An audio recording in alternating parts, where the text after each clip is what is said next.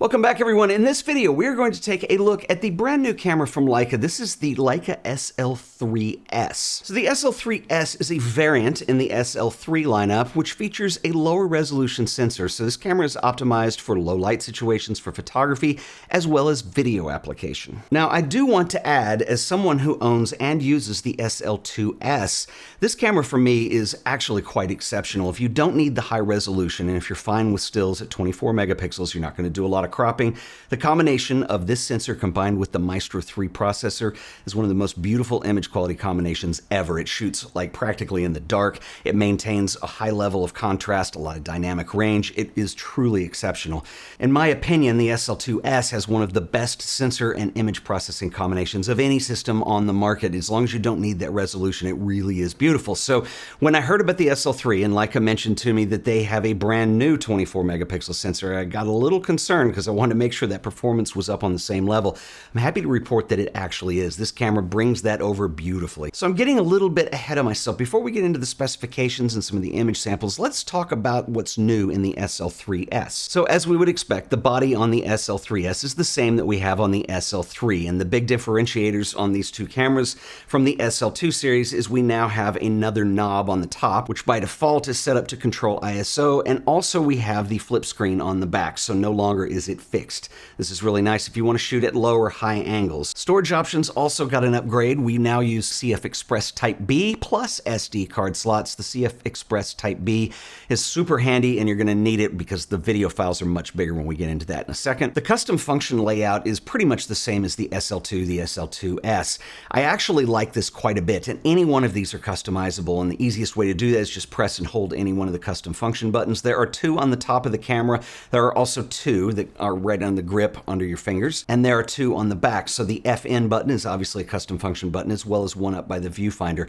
To set any of these, what you're going to do is just simply press and hold the button, and a little contextual menu will come up, and you just set it to what you want it to be. And what I like about this is you don't have to dive into the menus very much. Once you have the camera set up in a way that's going to work for you best, then it's kind of set it and forget it. You really don't have to go into the menu system that much, and I love that because it's very tactile, and I love having buttons to just get straight to certain things that I'm going to use on a daily basis. And of course, we also have the new UI incorporated from the SL3, which features the redesigned, what Leica call Lycons, or the small icons. The other cool thing about this is it has a horizontal UI mode, so when you tilt the camera, the screen will shift to keep up with the orientation that you're using with the camera. It's this nice touch. Of course, the SL3S has moved to the higher capacity battery, which is a 2200 milliamp hour, the BPSC-L6, which is the same battery that we have in the SL3, as well as the Q3 and the Q3-43, so there's some consistency between camera models. This camera is also nicely weather sealed. It comes with an IP54 certified rating. And let's talk about the specs on this camera. So as I mentioned earlier, this camera does feature a brand new 24 megapixel backside illuminated full frame CMOS sensor. This is combined now with the Maestro IV processor. The Maestro III was used in the previous model. We now have an upgrade with that. And as I mentioned earlier, I've done some testing on this camera this week.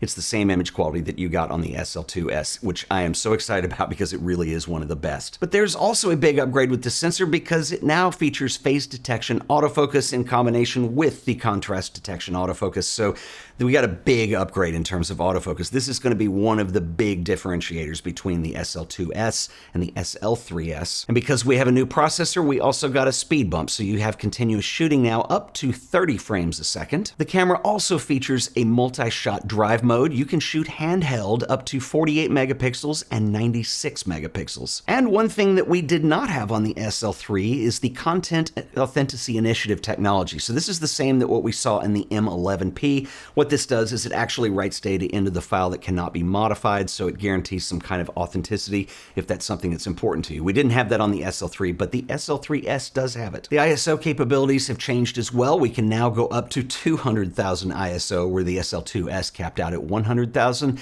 Also, the Wi-Fi for image transfer is greatly improved. We can now Wi-Fi transfer images, let's say from the camera to your smartphone, at 40 megabits per second, which is extremely fast. In fact, one of the things that I loved about the SL3 was we got the speed bump there as well, whether you're using your USB cable, which is the fastest way to go, or if you want to use the Wi-Fi connection. Now, I really love Leica's iPhone app. I think it's one of the best ever. The connectivity is fast, and really all it does is it keeps things simple. So you're able to transfer images from the camera to the phone either using USB or Wi-Fi. And then basically you can send them over to Lightroom Mobile if you want to upload them that way, or you could bring them over to your computer via AirDrop. It's very simple, and it's just showing you all the images that were taken with your Leica camera, so it makes cleanup of your camera roll extremely easy as well. Now, I mentioned the SL3-S really has a lot of power when you consider what it's going to be able to do as a video-centric type camera, and Leica have enabled some new things in here, so I want to talk about the video specs. So first of all, 24 megapixel sensor. We can do 6K open gate recording, so this is a little more in line with what we've seen from Panasonic. If you want to shoot open gate or you don't know what that is, it basically means you're going to shoot video using the entire sensor space. The advantage there is that you can crop and post, whether you're going to do horizontal for a traditional video application, something like YouTube, or if you want to do vertical video from the same file. You can use one file, crop a little wide when you compose, and then you crop and post to get both those file formats. So it's something that's very handy to have. You can also shoot up to 5.9 12-bit RAW video, up to 5.8K 30 frames per second internal ProRes 422 HQ. And I want to mention something, that if you're shooting ProRes HQ at 10-bit 422 or 12-bit in this case, RAW files, you're going to need some really big cards. But one thing that is nice that is enabled on the SL3-S is the ability to use the USB port to record direct to an SSD drive. And so this is something that if you must have those big files, it's going to make it a lot easier on your workflow. Of course, if you're more traditional in the way you shoot video and you need to overcrank, you can shoot up to 60 frames per second in 4K, or you can shoot up to 120 frames per second in HD. And so that's kind of the limit of where CMOS sensors are right now, so I didn't really expect to see anything greater than that. And for those of you who shoot video that want to take advantage of cloud applications like Frame.io support will be coming later this year. Okay, so I've had the SL3-S for about a week now, and I want to talk about some of my initial impressions of this camera. A couple things that I do want to note. This is a first impressions. This is not really an extensive review. We're dealing with a camera that at this point, the version that I have still has pre-production firmware on it, and I just don't think it's fair to start nitpicking at something when things could be fixed before the final production. So I will say though that I have noticed nothing big in terms of performance on this camera. In fact, I'm really pleasantly surprised that the image quality is as good as it is. That was one of my biggest concerns, just because I love the SL2S so much. And I think it's important that we discuss the elephant in the room here, which is going to be the price. Now, this is not a cheap camera. It does come at $52.95 US, which is a lot of money for a camera. And also when you consider where we spec out on this and you compare this to the flagship offerings from things like Sony, Canon, Nikon, the companies in Japan that have spent an enormous amount of research in technology into stacked CMOS sensors, ways to increase the speed in autofocus, and they're really designed to be sports cameras. And so that is not what the SL3-S is. So what is the value in that price tag with this camera? So as I mentioned, I own and use the SL2S, and I bought this when it came out to do video. I really wanted to experiment with what the options were going to be on that. Now, for the type of video that I do, I don't have somebody pulling focus, so I need reliable autofocus, and the contrast detection just wasn't enough for me on that. I kept this camera though because the image quality on stills was so good. Those DNG RAW files just look amazing, and they maintain a lot of fidelity in terms of dynamic range and contrast when you start bumping that ISO up.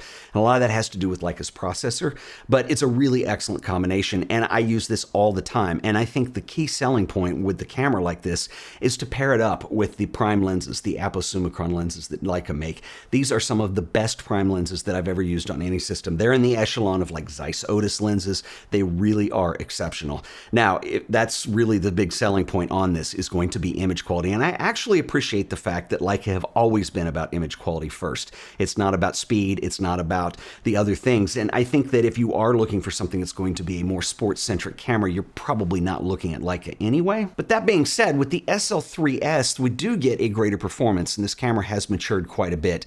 Having phase detection, autofocus, and being able to use a hybrid of contrast and phase detection now brings this up to speed with what you would expect out of a modern autofocus system. And when you combine this with any of the Leica lenses, you really do have something that is exceptional in terms of speed and performance. Again, it's not going to be a sports camera. I wouldn't expect it to be, but for what it does it really well. And I love the fact that we have upgraded video specs now, and you're going to get a lot out of these cameras. But I also find it interesting that as as an M user, I have the M11 and it's pretty much my main camera. That camera to me is so wonderful because it's a rangefinder and has such a small size, and it allows me to kind of stay stealth when I'm photographing, especially if I'm doing documentary work or I'm in public around people. And so what's interesting to me is a lot of people will say, well, I love the idea of the M, but I want an M with an EVF in it or an electronic viewfinder. Well, that's pretty much what the SL system is. And what's really cool is not only can you use the M lenses really easily on here, but you really want this for the modern aposummicron lenses that Leica has been producing over the last couple of years. They really are incredible. Another thing that I would add is the in-body image stabilization is excellent on this camera. It is up in the echelon of something like the X2D, some of the Panasonic offerings. It's one thing when a camera company states their in-body image stabilization performance and stops, and it's another thing when you actually see how it performs, and this is one of the best I've used. So for me, it comes down to image quality and flexibility with autofocus, and I think the SL3-S delivers that in spades. Of course, I would love to know what you guys think, so drop me a comment below. I will do a more in-depth review with this camera when I've had more time with it. Like I said, a week is not really enough to give you a solid review on it, but we'll get there. And drop me a comment. I'll catch you guys in the next video. Until then, later.